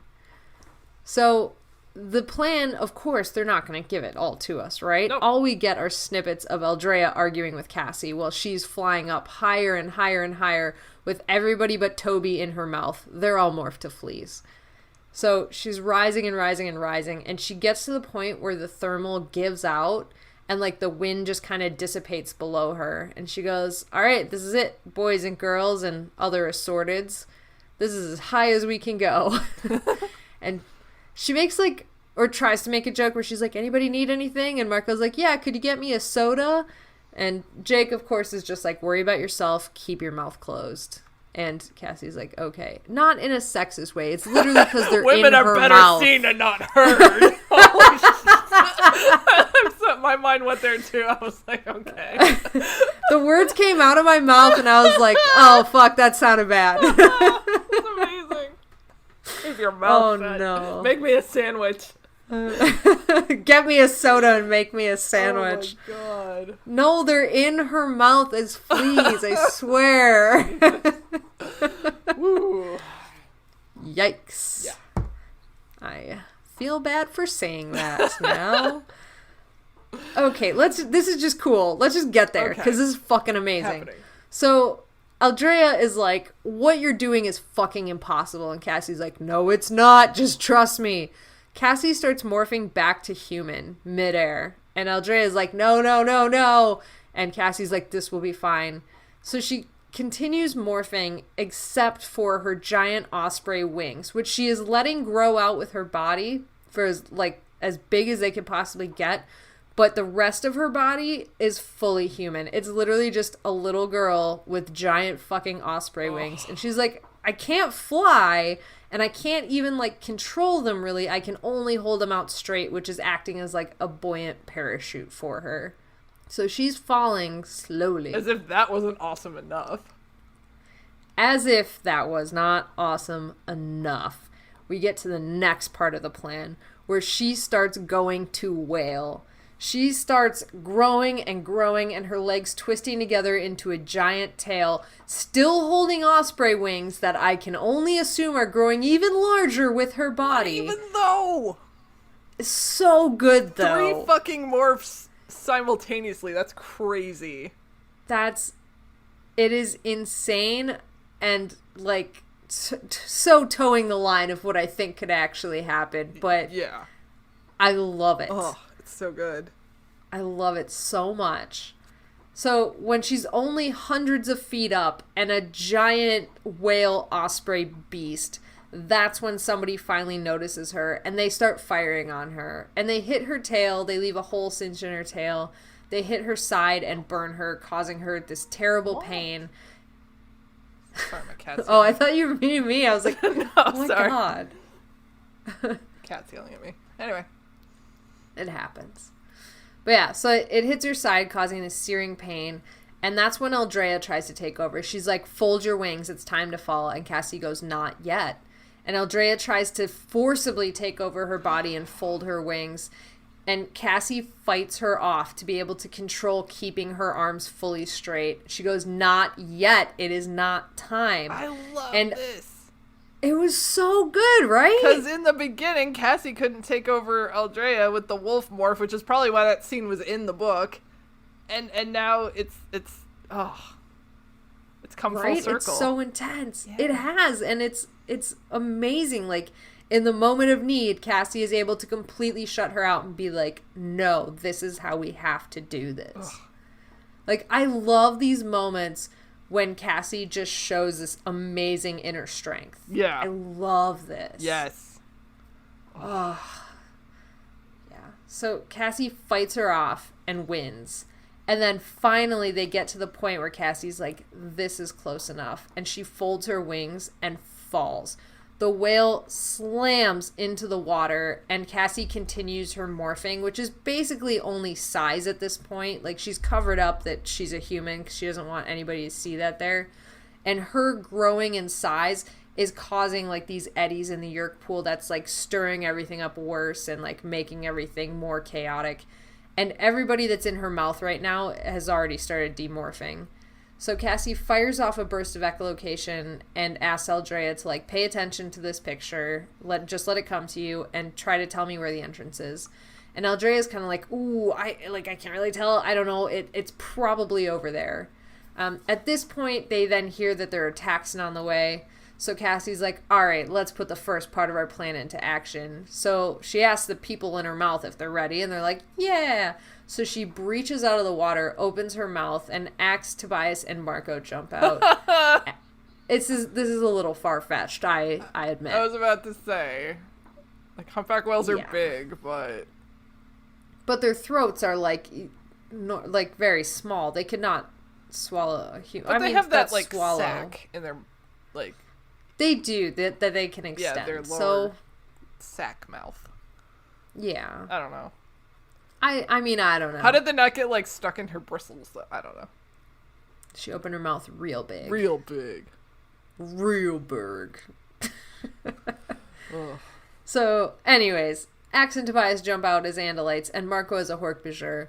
And then Cassie takes a big, deep breath and dies again. And she relays to Jake that there are Taxxon on the way, and Jake's like, that's fine, we can smell them. And that's when Cassie opens her mouth again, and 2 sharks emerge. It is Jake and Rachel. Nice. There is a battle, to use that term very loosely, because it's really just a Taxxon slaughter. Like, Jake and Rachel make very short work of these Taxxons. They have nothing on a shark. Nom nom nom nom. Yeah. So Cassie swims over to the side of this pool, like on the tree that Aldrea indicated, and she starts to morph back to human. She keeps going to the surface, though, because she has to breathe. And Aldrea's protesting, like, no, stay under the water. We can't be seen. We can't be seen. And Cassie goes, trust my friends. They're making a big enough distraction, and I have to breathe. Just let me do this. So Cassie makes it back to herself with alarming speed. Like, Aldrea is very impressed by how fast Cassie can morph. And Cassie takes a moment to take a breath and get ready. And then Aldrea realizes just how tired Cassie is after doing all this. And Aldrea, like, kind of pseudo-comforts her. She's like, well, at least you're alive. Cassie's like, yep, I'm alive. And then Cassie starts to morph hork-bajir. And Aldrea starts giving her tips, like, put a blade in the wood so you don't sink, blah, blah, blah. Hold yourself at the surface. Great, she does it. Axe then calmly announces that they are likely to be overrun within seconds. And Marco goes, oh, he means hurry. So, thanks, Marco. Thanks, Marco. Yeah. So Cassie gets to morph to hork-bajir and then says to Aldrea, take over. And Cassie just, like, is exhausted. She just, like, basically passes out in her mind. Aldrea does a super fucking cool move where she goes underwater, she slows her heartbeat down, and she uses her blades to crawl quickly underwater to get to where the entrance is. She gets to where the seam is, and the whole time I'm thinking, like, oh god, they're gonna get infested by a yerk. This is insane. But I guess the chaos around them kind of kept that from happening. But whatever. So she gets to the seam in the tree. She slashes it with her blade, but she can't pull open where it is because of the water pressure. So Marco quickly climbs down after her. She tells him, like, slow your heartbeats down, use your blades, blah, blah, blah. And between the two of them, they force it open, and the suction just sucks them all into the middle of the tree where it's total darkness. Aldrea then gives some sort of weird access credentials and tells the lights to come up, however that works. And it temporarily blinds them because the inside of this tree just lights up.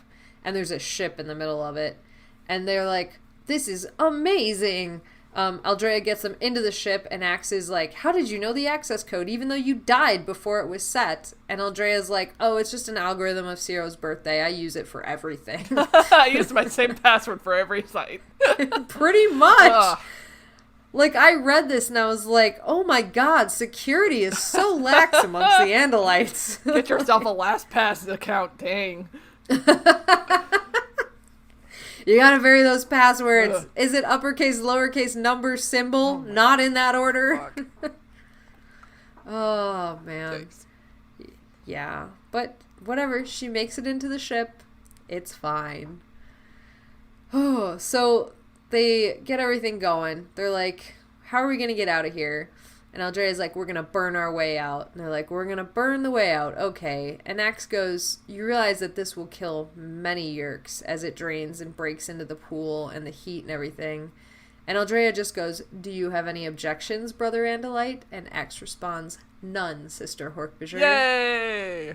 Yay! Building bridges, friendships forever. Yay! Yeah, I really liked that moment where he acknowledged that she was a hork-bajir and respected her, and it was a great moment together. Good. Yeah. All in this together.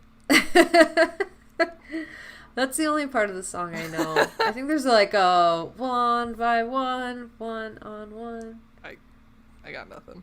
We're all in this together. Yeah. So they fire on the side of the tree and they have to burn their way out of there. Like, they have to maintain a steady fire for a bit. Also, Marco makes a comment like, wow, you can like just plug this thing in and turn it on after years of disuse. This is amazing, yerk technology.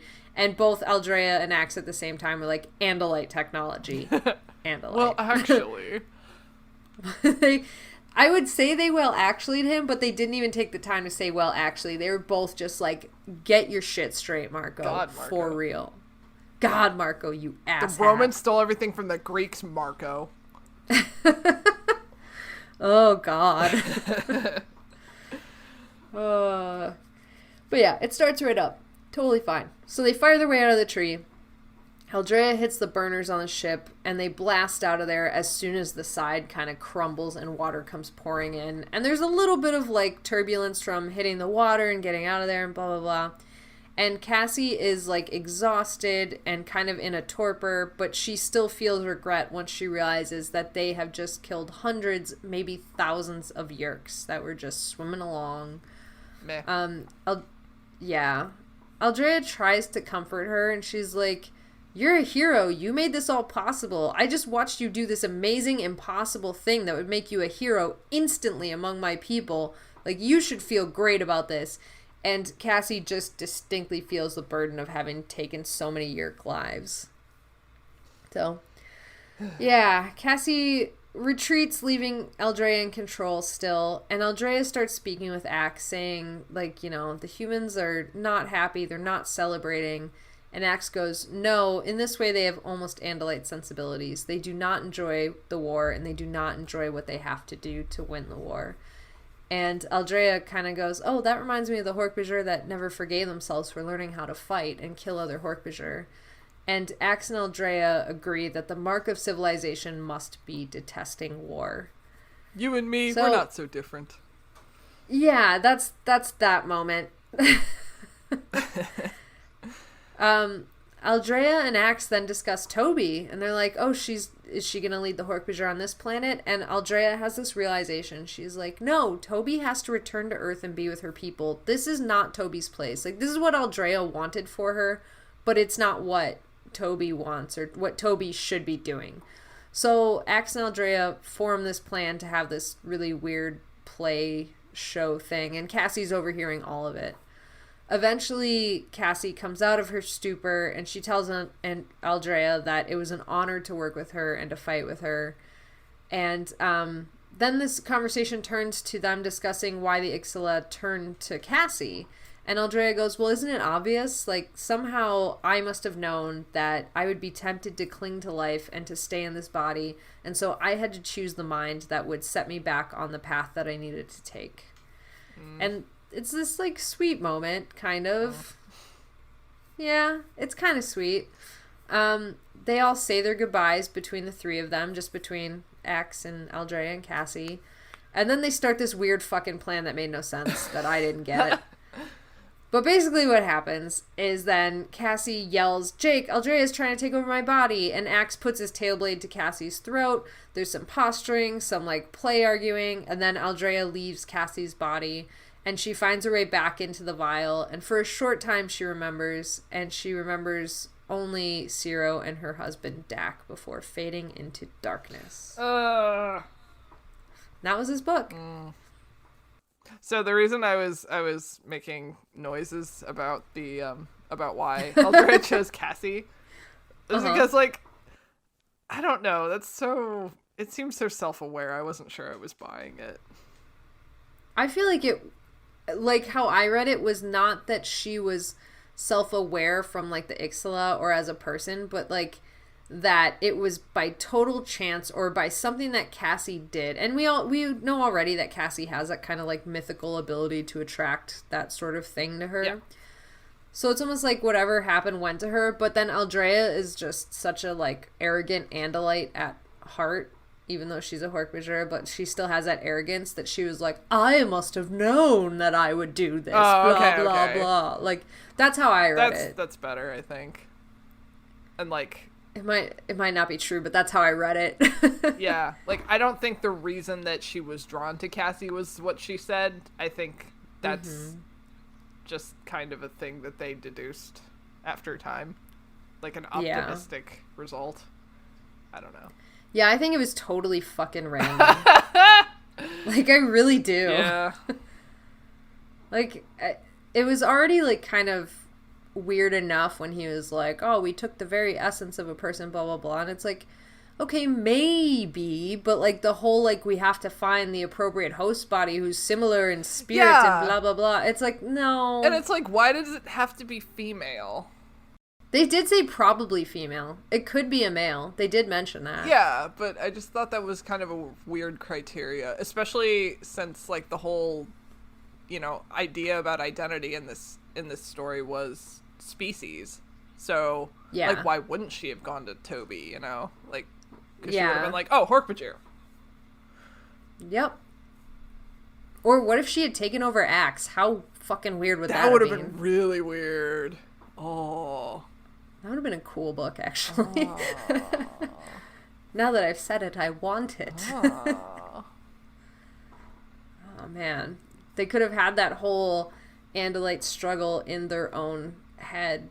It would have been really cool. And they would have been forced to get along. Yeah, they would have been. I mean, the only bummer is we never would have gotten the end sequence from Cassie's perspective where she's going from Osprey to Kid to Whale. That was so fucking cool. It was so cool. That's I loved that sequence. That's like so 5-star much. material from me.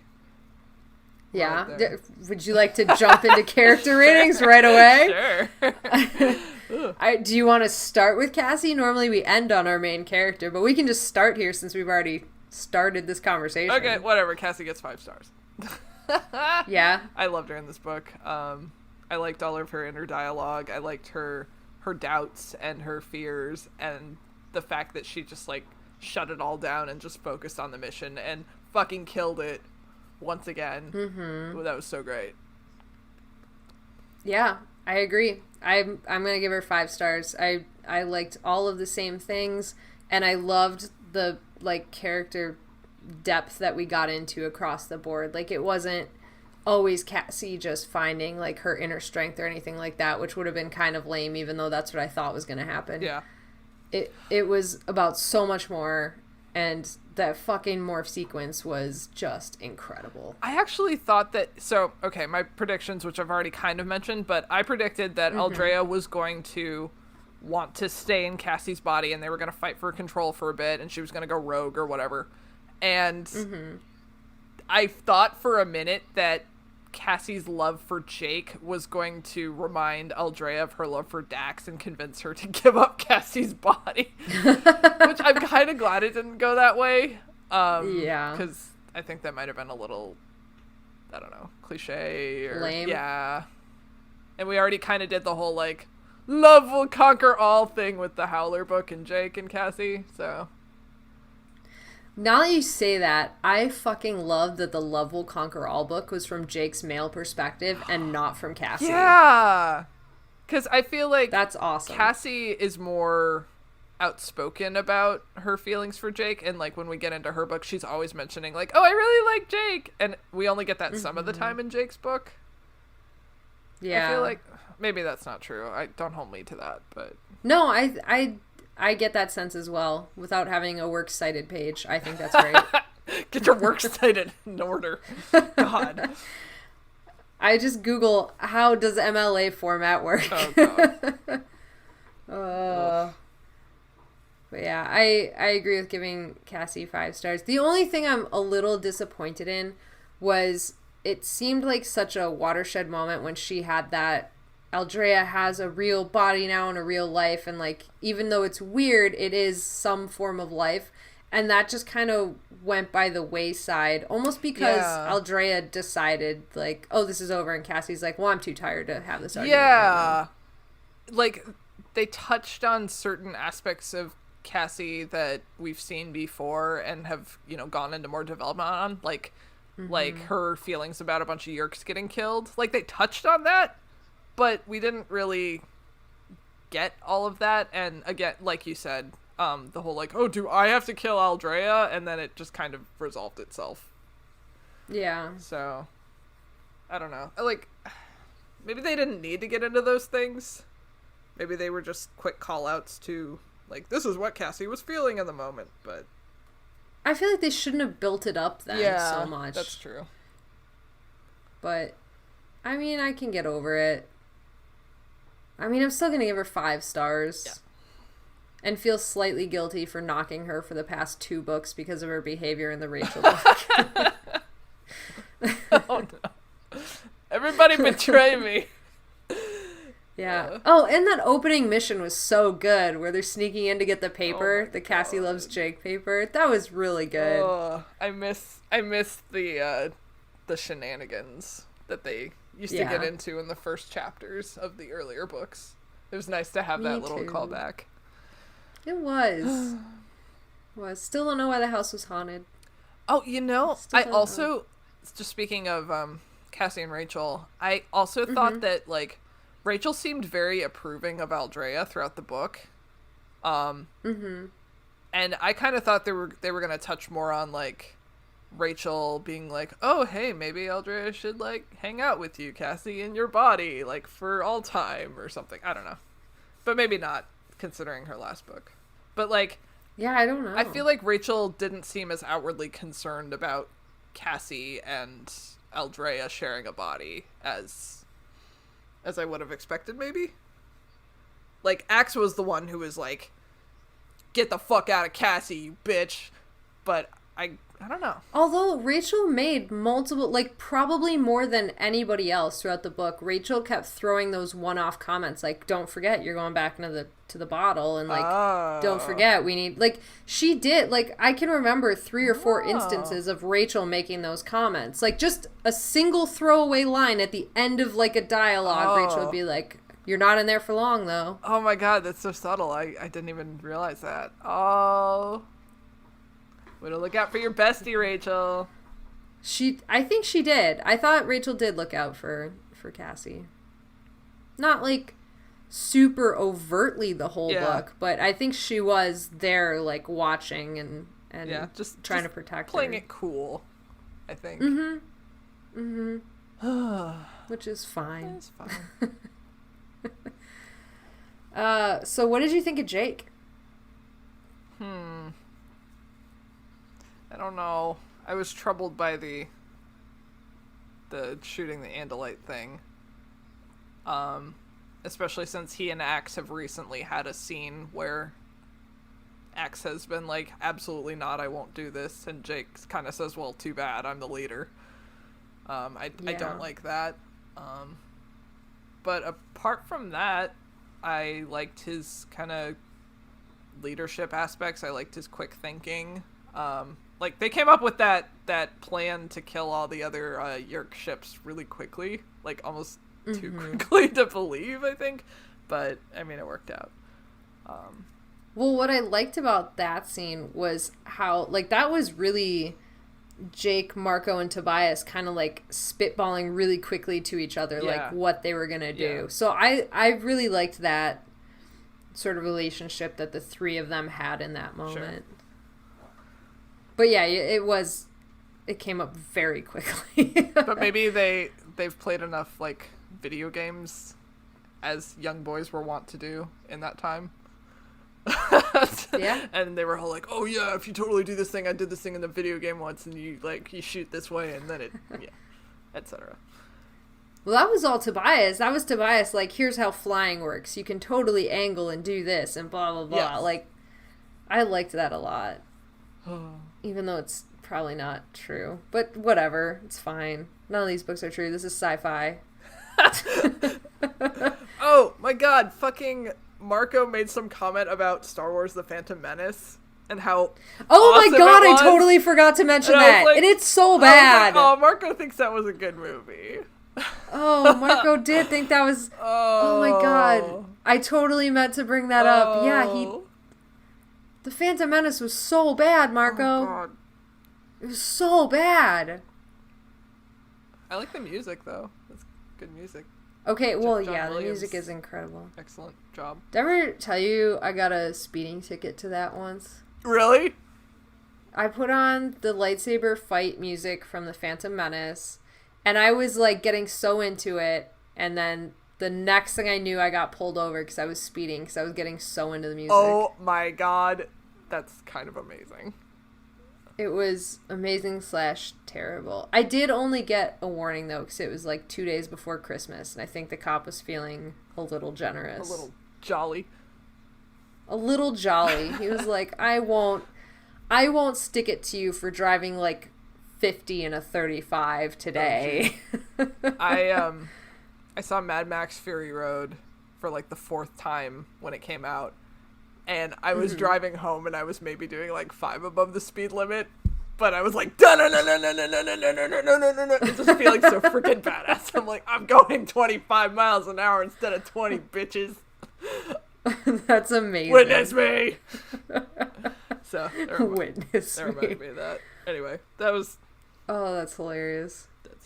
That's a good song to get hyped to. Yeah, these are all very good songs to get hyped to. John Williams is a goddamn maniac. Anyway, Jake. Yeah. Anyways, Jake. I don't know. 3.5. I was gonna go higher. I was gonna give him a 4. Okay. I'll still give him a 4. I feel personally victimized on Axe's behalf, so that's why I docked him.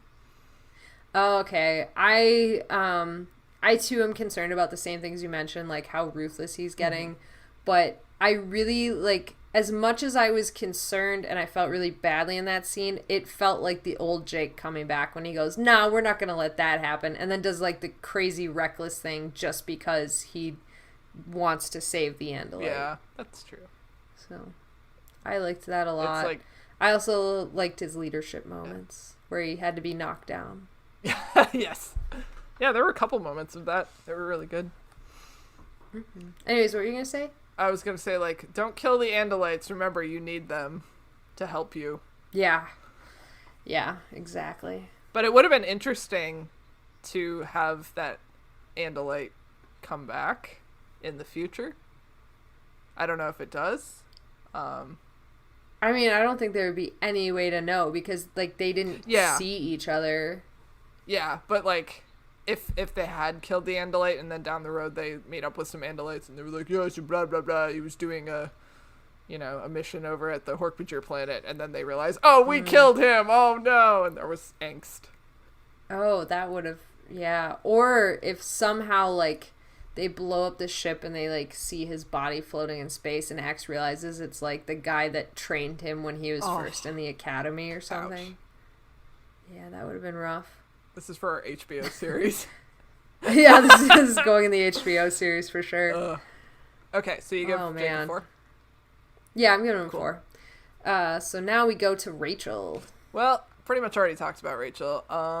She wasn't in this a whole lot, though. She wasn't. But when she was very good.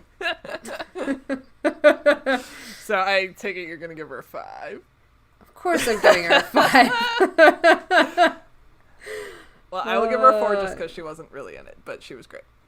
That's fair. I mean, the parts where she was in it heavily were the mission to get the paperback, and she mocked Cassie mercilessly afterwards, which I very much appreciated. That's what friends are for. That's what friends are for, to kick you when you're down. And then I liked a lot of her humor and, like, her really, like, harsh witticisms throughout it. I thought she was really sharp in this book and, like, really good, and I appreciated that. So it's such a whiplash from last book, though, where I felt like she was hyper serious and very, very scared for Tobias. I feel like that totally, like, it's so good, though, because the last book was Tobias, and it was Tobias going into this mission where they, like, were pretty sure he might die. Yeah. And, like, the extent of the torture and everything, like, Rachel knew that whatever he was going into was really bad. She told him to abandon the mission if things went south. So I feel like that was such an appropriate Rachel to have. And then now Cassie's doing this, and it's kind of a more light, not, like, super lighthearted, but, like, it's a more upbeat mission. Like, it's not as dire. And I think it was really appropriate that with her friend, she was, like, funnier. Like, I liked that because it was this huge, it's again, like, fleshing out those actual characters that we know and love. That's true. And, like, you know, they had essentially gained another ally in Aldrea, and they were going to a mission that they all could participate in pretty much equally. And yeah, that's a really good point, actually. As opposed to just, like, sending Tobias in to possibly die. Yeah, exactly. And it's like, it just lends to them being these fleshed out characters that have multiple sides too, and multiple relationships with people that are very different. Yeah. Oh, so good. I really liked it. It's so I good. love these books. Me too. We should start a podcast about them. Whoa. Where am I? What's happening? What year is it?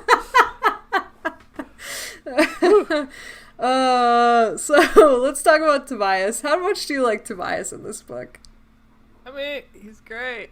Oh, there was one moment where I think Aldrea and Axe were arguing about if she were Andalite or hork-bajir, and Tobias starts to say something to her, and that's when Jake is like, okay, everyone shut the fuck up. And I really wonder what he was about to say. Yeah, whatever he would have contributed to that conversation, I feel like it probably would have been a message of, like, I understand that you can be both, or, like, maybe, like, oh, well, you know, if this is the body that you are born to be in, then that's what you are, or something like that. Like, yeah. I wonder if it would have been, like, on Axe's side, on her side, on, like, giving his own perspective of having that duality, or, like, what? I really wanted to know. That would have been really... I mean, I could see why they didn't, like, get into that necessarily, but I want to know for me. Yeah, that's interesting. I wonder what he was gonna say. I feel like he had a few moments too that he shut shit down in this book, like especially in relation to the hork-bajir, where he's like, the hork-bajir will decide this, or like he was like, he really wasn't in this book a whole lot. It was kind of like even less than Rachel maybe, but the points where he was in it were pretty good. Yeah. All right, what are you giving him? I guess I'll give him a 4. I'm gonna give him a 4 too. What about Axe? Oh, I didn't like Axe being racist. That's not cool. I like that he came around in the end. I like that he was looking out for Cassie. And he was very involved in this book. And I felt bad for him because of the whole Andalite thing. Yeah, I was just thinking about that again, and I want to revisit something I said about Jake in that moment, because I just kind of realized what kind of leadership it was for when Axe said, no, I'm not gonna, like, shoot my own people, who's just doing his job. I do like that in that moment, Jake didn't double down and say, I'm your prince, I order you to do this. He said, step aside, we'll get somebody who can do that. Oh, that's interesting. But we're not talking about Jake. We're talking about Axe. So. No, that's a good thing to bring up. Because, yeah, that's... Oh. Again, this isn't Axe, but I don't quite recall why Jake decided to help the Andalite in the end. Like, was that his own guilt kind of coming through and being like, actually, I made a choice that made me sick. I'm going to rescind on that. Or if it was Axe's pleading that got through to him, like, I don't know. I feel like it was totally because the Andalite survived and they weren't going to let the Yeerks kill him because of something they did. Like, yeah. If he had to die because it was to save his team, that's an acceptable loss. But if it's a loss because the Yeerks kill an innocent Andalite because of something they did and caused, sure, that's not acceptable. I gotcha. Like, I feel like that was the line. So anyways, what about Axe? Whoops. Oh boy. I don't like that he was so dismissive of Aldrea. Like, I really don't like that. But I like that he was suspicious of her, but like, he didn't need to bring the whole, like, identity thing into it. Like, be suspicious of her because of her actions, not because she is not what you think she should be. But yes, they say a lot of it was because she chose to be a hork-bajir, but also she is Ciro's daughter. And okay, so you think it was more... Like, I think it's a mix of everything. Like, I think if we're looking for Andalites that are racist, it's all of them, except for, like, Axe and Elfangor for the most part. Like, they're not infallible as characters. They're slightly less racist. Right. Well, they're the most accepting. Like, if you're looking for accepting Andalites, those are the two that you're looking at. So... Well, and Ciro, too, probably, to some extent, right? Right. But Ciro is such, like, he's so slandered in Andalite culture. Like, her whole family is so... Like, everything about them that they learn is negative. So up until the point where Axe left the Andalite society, every input of Ciro and Aldrea is all negative. So he has to overcome all of that learning from when he was younger. And yeah, part of it's that she chose to be hork-bajir, for sure. That's like, the Andalites are like, well, you know, we're the best species. Why would anybody be anything else? That's stupid. She's stupid. But, like, there's a whole other backstory to that, too. Okay. I don't know. I just think it's a lot more. Like, it's not cool at the fuck all, but there's more to it as well. Yeah, yeah. Well, I will dock him a half point for being a racist. So is that a 4.5 then? I guess. Oh my god. Man. I'll give him... No, I'm going to give him a 3.5, I think. Oh, dear. Because I don't feel negatively about him, or, like... I mean, I'd still say if my needle is, like, negative to positive, I'm still leaning towards positive, but not a ton. So, like, 3.5 will be good. I mean, like, all things considered, even apart from the problematic stuff that he said, like, not my favorite acts, I don't think. I don't know. Yeah, he just wasn't, like... in a lot of the book. He didn't, like, add a lot to the scenes. Even when he was in them, he wasn't doing much. Like, he was more the action guy, like, taking the controls and doing the stuff that everybody else wanted. Like, Jake ordered him. Or, like, he was in there, but it wasn't on his own merit, I think, for the most part. Sure. But he did have that arc at the end where he learned his lesson and accepted Aldrea for what she was. Which is good. Which is good. Learning is good. Growth is good. So 3.5 for me. And that was just such a simple and lovely way to acknowledge somebody. Yeah. Like, he didn't have to launch into this whole, like, monologue about, like, I realize now I was wrong and blah, blah, blah, blah. He was just like, yeah, what's up, sister? Yeah. It's just so good. Anyway. Yeah, I love Anyway, that.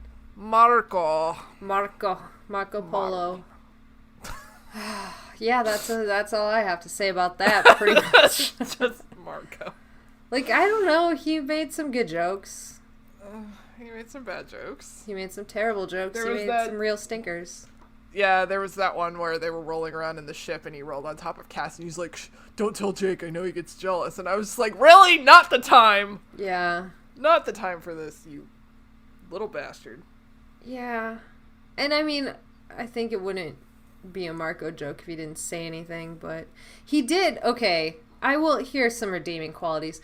When Cassie was learning or Aldrea was learning to talk through Cassie's mouth, there was the point where Cassie's like, oh, I thought he would mock me because at one point she, like, spit a bunch because she was trying to, like, work some muscles that she couldn't do. And she's like, yeah. I thought Marco was going to say it, don't spray it. But he just stood there quietly and did not mock her while she was learning. This is really stretching. Like, this is how little Marco is in this book. We are really grasping here. He's not as awful as he could have been. He's not as shitty as he normally is. Oh, no. Oh, that's mean, because normally I really appreciate Marco, and I love his cynicism. I love how quick on the draw he is. Oh. Yes, like, I love Marco as a character. Yeah. He's not my favorite just because he has those things that irritate me personally. Mm-hmm. But he is an extremely, like, well-rounded character. He's the hardest to look back on with 2019 eyes, for sure. Yeah. 3 for me. Yeah, middle of the road. Just kind of there. Yeah. I guess we'll wrap it up, huh? Cool. Where can they find us? They can find us at Gmail, at anonymousanimorphs@gmail.com, or on Facebook, where we publicly air our mistakes at the Animorphs Anonymous page, or our super secret, super awesome group, which is facebook.com/group/Animorphs Anonymous. I post pictures on Instagram at Animorphs Anonymous, and that's also where I find out that people listen to us for cleaning now, so thank you. Thank you, cleaning fan. Thank you. And then we are on Twitter at Animorphs Anon. Our podcast can be found on all of your favorite podcast hosting sites, such as Google Play, Pocket Cast, Stitcher, Podcast Republic, Spotify, maybe iTunes. Someday it will go away. Tell me about your comic book. I write and draw a webcomic. It is called B-Side You. You can find that at bsideyoucomic.com. I love it. I do too. All right. Well, allow me to make a prophecy for you, and it is that we will return in 2 weeks to talk about the proposal. But for tonight, we shall leave. Wait, like a wedding proposal? Who knows? Oh no! All right, bye. Okay, bye.